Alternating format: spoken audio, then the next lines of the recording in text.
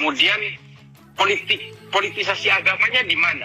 Mereka melakukan takbir dan menganggap Ade Armando ini adalah penghina agama. Ini politisasi agama ini menjadi satu kaitan di situ. Dan kemudian kalau dilihat dari pelakunya, itu elemen-elemen FPI, elemen-elemen Brigade 08, ini kan semua adalah mesin-mesin politik pada zamannya. Mesin-mesin politik pada pemilu 2014, pilkada 2017, dan pemilu 2019.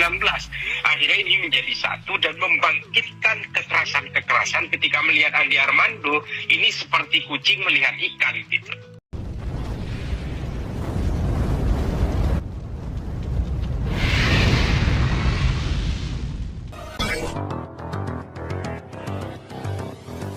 Terima kasih Gus Faiz. Jadi tema ini memang saya yang usul ya. Jadi pantesan hostnya agak sedikit serimpet tadi karena saya yang usul.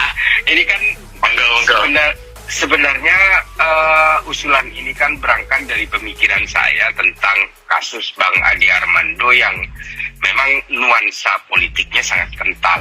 Ini kebetulan saya sedikit aktif untuk mencari tahu dari kasus ini.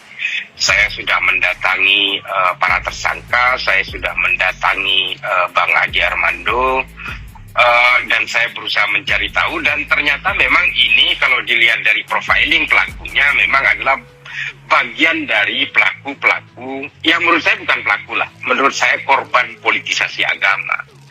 Dan mengapa politisasi agama ini kemudian membentuk kultur-kultur kekerasan? Karena memang politisasi agama ini mengajari orang untuk membenci satu sama lain. Dan kebencian-kebencian yang dibangun itu kemudian menggairahkan orang untuk melakukan aksi-aksi kekerasan. Dan ini terjadi sangat lazim di berbagai sejarah agama-agama, bukan hanya Islam. Ketika politisasi agama itu digulirkan, maka kebencian-kebenciannya itu akan bertahan lama dan berujung terhadap aksi-aksi kekerasan. Kalau Gus Faiz tahu kan, permusuhan antara Sunni dengan Syiah itu juga berangkat dari situasi politik di Madinah pada saat itu, dan selama 1400 tahun pada akhirnya kita Sunni dan Syiah itu kan tetap bermusuhan. Ini adalah contoh 1400 tahun permusuhan itu dijaga sangat awet dan selalu dibangun supaya tetap saling membenci. Ini efek dari politisasi agama. Apalagi hanya hitungan pemilu 2014, pilkada DKI 2017, 2019, ini kan hitungannya cuma 8 tahun. Jadi otomatis orang-orang yang melihat Ade Armando pada saat itu pasti mengidentikan dengan agama karena ada politisasi agama, dan mengidentikan dengan kepentingan-kepentingan politik karena di situ juga ada politiknya. Itulah mengapa saya di beberapa media saya mengatakan politiknya di mana? Ade Armando dikenal sebagai pendukung Jokowi. Ini politiknya. Kemudian politisasi agamanya di mana? Mereka melakukan takbir dan menganggap Ade Armando ini adalah penghina agama. Ini politisasi agama ini menjadi satu kaitan di situ. Dan kemudian kalau dilihat dari pelakunya, itu elemen-elemen FPI, elemen-elemen Brigade 08, ini kan semua adalah mesin-mesin politik pada zamannya. Mesin-mesin politik pada pemilu 2014, pilkada 2017, dan pemilu 2019. Akhirnya ini menjadi satu dan membangkitkan kekerasan-kekerasan ketika melihat Ade Armando, ini seperti kucing melihat ikan gitu. Dan ini juga terjadi dalam sejarah-sejarah agama, perang politik antara, saya mengatakan perang politik antara Katolik dengan Protestan di Eropa, itu memang membunuh kurang lebih 36% masyarakat Eropa pada saat itu. Dan penetrasi politisasi agama di Amerika Selatan juga terjadi. Dan di dalam sejarah Islam sendiri, orang Islam terlibat dalam perang sesama pemeluk agama Islam. Ini juga terjadi karena politisasi agama. Kekerasan-kekerasan itu terbentuk dari politisasi agama. Begitu Gus Faiz. Kurang lebih pengantarnya seperti itu. Setiap agama apapun itu akan berkenalan dengan kekerasan ketika bersentuhan dengan politik.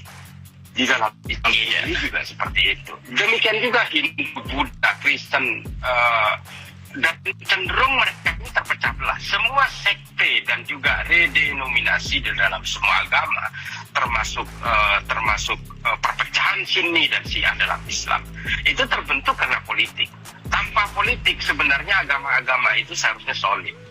Perpecahan antara Katolik dan Protestan itu juga didahului dengan berbagai friksi politik, dan juga Sunni dan Syiah kita tahu. Kemudian terbentuk juga berbagai sekte-sekte lainnya, seperti termasuk Khawarij, kita sebutlah itu sekte gitu ya, karena itu tidak terlepas dari tafsir-tafsir yang ekstrim.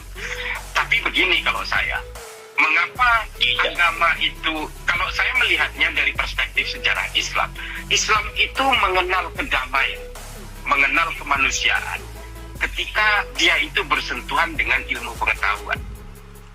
Dan Islam itu mengenal brutalitas, saling berperang, saling bunuh satu sama lain ketika berkenalan dengan politik. Itulah mengapa saya mengandung kecurigaan hari ini di dalam tubuh Islam, ya, di dalam tubuh Islam, bahwa Islam ini memang sengaja dijejali oleh politik-politik ini supaya orang Islam ini terpecah belah dan saling bunuh satu sama lain.